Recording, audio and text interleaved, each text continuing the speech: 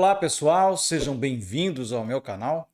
Continuamos nesse domingo, dia 5 de novembro de 2023.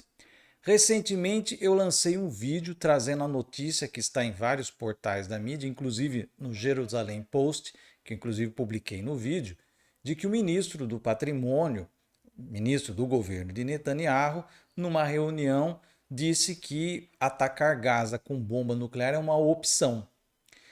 Então ele vaza aí os planos e eu explico naquele vídeo por que isso é um vazamento e por que existe um plano. Só que daí muitas pessoas vieram aqui e trazendo uma pergunta repetida. Mas se Israel, que é ali do lado, pertinho, atacar com bomba nuclear, não vai sofrer as consequências da radiação, da explosão? Então, graças a Hollywood que nós temos essas ideias na cabeça, né? Porque o que ficou dentro da nossa mente em termos de ataque nuclear são duas coisas. As imagens que Hollywood implantou na nossa cabeça de ataques apocalípticos, nos filmes aí diversos, Exterminador do Futuro e tudo mais, e a imagem real, da realidade mesmo, da explosão de Hiroshima que aconteceu lá em agosto de 1945. Então isso é o que assombra, mas gera o senso comum. E o senso comum, sempre que a gente se apoia no senso comum, as nossas perguntas e as nossas respostas são sempre muito limitadas e a gente não consegue enxergar as coisas. Gente, armamento nuclear, desde a Segunda Guerra para cá, a indústria armamentista teve tempo, criatividade, recursos, conhecimento tecnológico e científico acumulado a tal ponto de criar uma variedade de armas nucleares. Então, nós não temos só aquelas armas titânicas, monstruosas, apocalípticas que aparecem nos filmes de Hollywood. Não. Essas armas nucleares, elas têm potências de megatons. Né? O que é o megaton? É 1 milhão de toneladas de dinamite. É uma explosão que equivale a cada megaton é a explosão que equivale a 1 milhão de toneladas de dinamite. A bomba de Hiroshima era de cerca de 15 quilotons, ou seja, 15 mil toneladas de dinamite. Então nós saímos da primeira bomba despejada em Hiroshima de 15 quilotons e temos hoje bombas aí de 200 megatons. Tá? Então a diferença é brutal. Essas bombas nucleares, que são as que aparecem nos filmes aí de Hollywood e tudo mais, que destroem cidades inteiras, país inteiro, elas existem, elas são fato, mas são chamadas as bombas estratégicas. Existe uma outra categoria de bomba que é a tática. A bomba tática ela pode ser regulada e ser uma bomba até com um efeito menor do que a bomba de Hiroshima. Se a bomba de Hiroshima foi de 15 quilotons, você pode fazer uma bomba de 10, de 8, de 6 quilotons. Percebe? Essas bombas táticas, elas têm o objetivo de destruir um quarteirão, destruir uma instalação militar ou ser lançada numa tropa que vem avançando. Mas elas não destroem uma cidade inteira, nem causam um apocalipse dessa forma. E o nível de contaminação radioativa delas é muito baixo, se dissipa em pouco tempo. O que elas produzem é a destruição por conta do poder da explosão e aquele flash radioativo imediato que queima as pessoas com radiação. Então nós teríamos destruição e queimados. Seria essa a ação de uma bomba tática. Um pouco semelhante a Hiroshima, só que num nível um pouco mais abaixo do que foi Hiroshima. E as pessoas falam, mas isso não destruiria a economia, não destruiria o local, né? Gaza ficaria impraticável, já que eles querem fazer, colocar recursos ali, investir, fazer hotéis, resorts e tudo mais. Gente, olha o Japão. O Japão é um dos locais que tem maiores investimentos dos Estados Unidos, é um cachorrinho lambe-botas dos Estados Unidos. E depois das bombas atômicas e da rendição, virou uma pequena potência aí atrelada aos Estados Unidos, aos interesses dos Estados Unidos ali na Ásia. Então não ficou um Japão terra arrasada, contaminada. Houve aquele período de contaminação, mas hoje as coisas elas ganharam um outro volume, né? Outra dimensão, um outro cenário. Então a gente tem que entender que existem várias situações aí. Nós temos desde as bombas táticas, que podem ser bombas de pequeno ataque, de escala pequena, até as bombas estratégicas. Essas sim, só um doidivanas, um insano lançaria uma bomba dessas, porque isso seria incinerar o mundo mesmo, porque haveria a resposta dos outros países beligerantes e aí todo mundo ia para casa do chapéu, como diriam, né?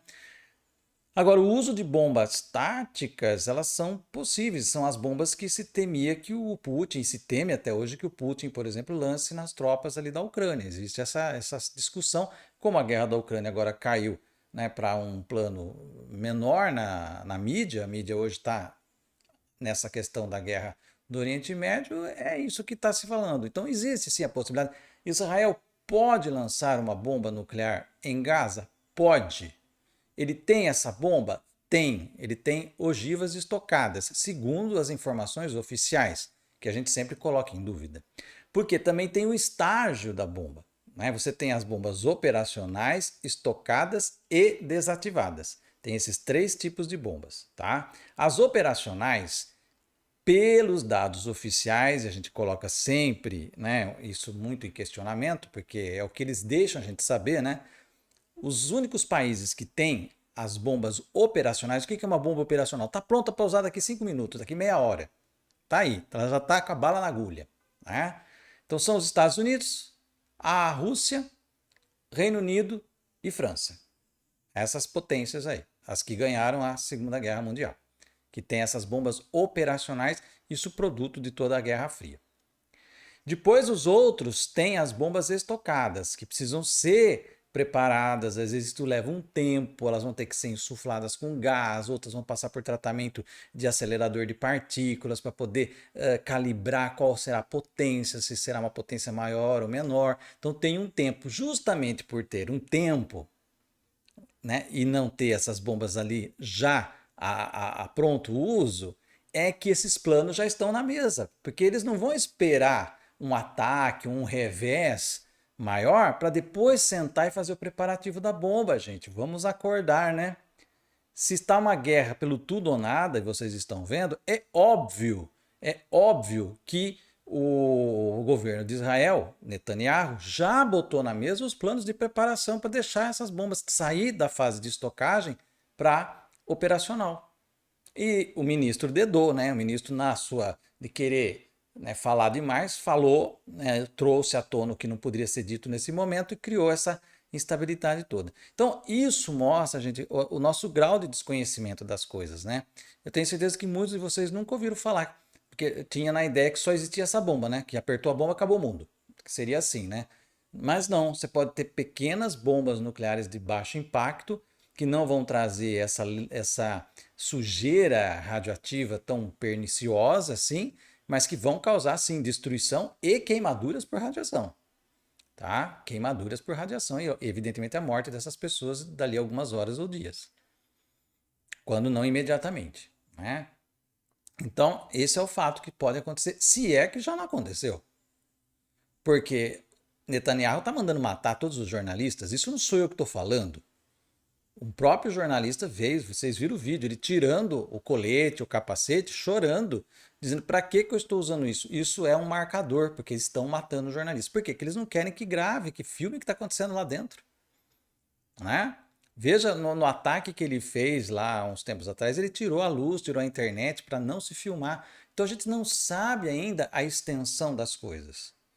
Eu fico assim, enojado de ver, né? Porque sabe-se, não é uma fake news isso, é fato. Você vê ali, tem imagens de jornalistas sendo alvejados, família de jornalistas da Al Jazeera, por exemplo, que foram mortos. Jornalistas estão sendo massacrados, eles são alvos. Netanyahu mandou, viu o jornalista? Mata, atira para matar. Porque eles não querem que a informação seja veiculada, que não tenha testemunha histórica do que está acontecendo, não tenha registro documental. E aí você vê jornalistas no Brasil defendendo Israel, caso de Pontual e toda a caterva que trabalha na mídia corporativa. Estão defendendo a morte dos seus colegas. Como eles vendem a alma para o diabo facilmente. Dá nojo de ver esse tipo de coisa. Primeira coisa corporativa que se deveria fazer os jornalistas verem que os seus colegas estão perecendo pela mão criminosa de Netanyahu é se levantarem contra esse homem e contra o governo de Israel e pedir o cessar-fogo. As televisões deveriam estar fazendo campanha 24 horas para esse tipo de coisa, mas não, elas estão só apoiando incondicionalmente o massacre. Vocês viram aí o Jorge Pontual. Veio se desculpar, mas não cola a desculpinha, Pontual. Não cola a desculpinha. E outros estão fazendo a mesma coisa em outros canais de TV. Esse desconhecimento da gente sobre armamento nuclear vem da nossa... Infelizmente, gente, o Brasil é uma tragédia educacional. Nós lemos muito pouco.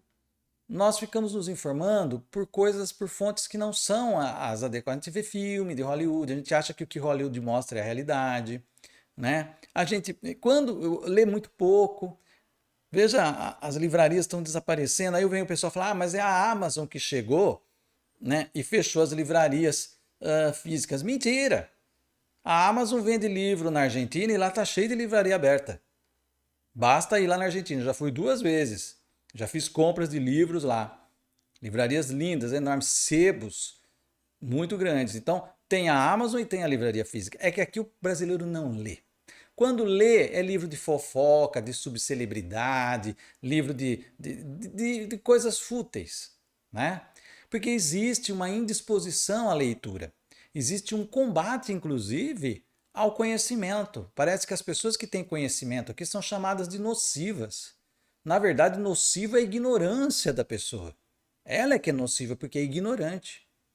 Olha, no tempo que eu estava na escola, onde eu trabalhava, nós tínhamos uma meta de leitura para os alunos. Não ficava só a cargo da coitada da professora de português e literatura, né, ter que aguentar lá, né, o mau humor dos alunos, ter que ler Senhora, Dom Casmurro, essas coisas todas que tem que ler, faz parte da formação da literatura, do estudo da literatura do Brasil e do mundo, né? E cai nos vestibulares. Aí. Então a coitada fica com esse dilema, esse drama de ter que levar esses livros que os adolescentes não querem ler. Já não gostam de ler normalmente. Ainda mais livros dessa densidade, de uma época que não faz sentido para eles, aquela coisa toda. Então nós tínhamos a nossa meta de leitura. Né? E eu, como professor de biologia, eu tinha um pouco mais de liberdade, eu não estava preso à obrigação de seguir escolas literárias, então eu pegava temas de ciência e tecnologia, né? E a gente trazia temática. Teve um ano que eu elegi 2 livros para os meus alunos, que eu tenho aqui até hoje, vou mostrar para vocês aqui. Um desses é do Freeman Dyson, um físico, né, norte-americano, inclusive muito dos conhecimentos deles foram usados aí nas Star Trek, nos roteiros de Hollywood de ficção científica. O Sol, Genoma e Internet, um livro, não sei se ele ainda tá aí editado, né? Mas você pode encontrar nos sebos. Ele fala tudo o que está acontecendo agora. Esse livro aqui tem já quase 20 anos, né? Acho que até mais. O Sol, o Genoma e a Internet. Ele levanta algumas questões que já naquela época que nós estamos vivendo agora. E o outro, que parece um pouco mais assustador, que eu já até mostrei aqui no canal, é Hora Final, de Martin Rees. Também o Sir, né? Ele tem o título de cavaleiro dado pela Rainha Elizabeth, e ele era o astrônomo oficial lá do Instituto de Astronomia britânico, né? Então ele fala aqui sobre o alerta de um cientista para as coisas das hecatombes climáticas até cyberterrorismo, arma biológica, pandemias, tudo isso aqui há mais de 20 anos atrás, esse pessoal. Então eu trazia esses livros para os meus alunos lerem. Sabe qual eram as reações? Pais de aluno indo à escola pedindo a cabeça da gente, porque estava fazendo os filhos lerem. Esse é o povo brasileiro, na grande parte. Infelizmente. Né? Quando o professor faz o seu papel de trazer leitura, instigar o conhecimento, aprofundar, nós temos uma reação contrária, inclusive dos próprios pais de aluno. Dos próprios pais de aluno que iam lá fazer briga com a gente, porque o aluno tinha que ler, porque criava um aborrecimento dentro da casa, o aluno não queria ler, né? O pai tinha que intermediar, eu não quero educar meus filhos, não quero gastar tempo com isso, então o professor está arrumando mais confusão para mim, né? E é dinheiro que eu tenho que gastar com o livro, quando na verdade eu trabalhava com uma parcela da população que tinha recursos de comprar livro, não era a periferia que é desvalida, e mesmo que fosse o caso, a gente ia encontrar recursos para arrecadar dinheiro para comprar esses livros, que tem como fazer isso nas escolas de periferia, nas escolas da prefeitura, do estado. Então, assim, não tem desculpa né? Não tem desculpa para não ler. Os livros estão aí, nós temos bibliotecas no Brasil em vários lugares muito boas, as pessoas não frequentam, e aí fica aquela coisa, parece que se você é um frequentador de biblioteca, se você é uma pessoa que lê muito, já falam que você tem hiperfoco, você é autista. Não, você é apenas inteligente, né? Então não venha patologizar a inteligência, pelo amor de Deus, né? Porque aí vira o quê? Parece que a ignorância é o certo. Ser ignorante, ser estúpido, ser fanático, ser mente fechada, né? E aí vem falar que a inteligência dos outros é que é nociva. Nociva é a ignorância, a estupidez e quem não quer abrir a cabeça, ler um pouco mais, conhecer um pouco mais as coisas. E aí, infelizmente, essa baixa leitura faz com que a gente não tenha conhecimento total das coisas e a gente vá pelo senso comum, que é o que acontece. Se a gente se entregar ao senso comum, a gente acha que qualquer bomba nuclear vai ser o fim do mundo. É o fim do mundo do ponto de vista humanitário. Qualquer bomba, seja ela nuclear, seja ela tradicional, né, não deveriam existir. No século XXI não deveria existir guerras. A gente pensava num mundo que não teria esse tipo de coisa. Mas o ser humano é o ser humano. O ser humano é a característica brutal e animal que está aqui no complexo R. É a realidade dos fatos. Nós somos animais cruéis. Nós matamos os nossos semelhantes. Nós vendemos a alma para o diabo em troca de um cargo, em troca de uma posição, em troca de uma promoção. Nós puxamos o tapete, nós mentimos, nós fazemos todo tipo de traição, todo tipo de baixaria, de demência com relação às pessoas para conseguir, às vezes, uma porcaria que vai se exterminar no tempo. Esse é o ser humano. E aí o pessoal fica, vamos orar, vamos rezar. Oração e reza serve para melhorar o seu estado interior emocional, mas não muda o caráter de ninguém. Oração não vai mudar o demônio, a sanha de Netanyahu. Não vai mudar. O que vai mudar é mobilização do povo de boa índole, do povo que quer paz, do povo que quer o cessar-fogo e que quer que acabe o fim do destroçar de crianças na Palestina. Tá aí o recado. Se você gostou desse vídeo, dê um like aqui, deixa aí o seu comentário, compartilhe esse vídeo nas suas redes sociais. Se você ainda não se inscreveu aqui, vai lá no botãozinho de inscreva-se, aperta até aparecer inscrito e também ative o sininho. Assim você recebe notificação toda vez que eu colocar vídeo novo no canal. Eu vou ficando por aqui, até o nosso próximo vídeo e um grande abraço.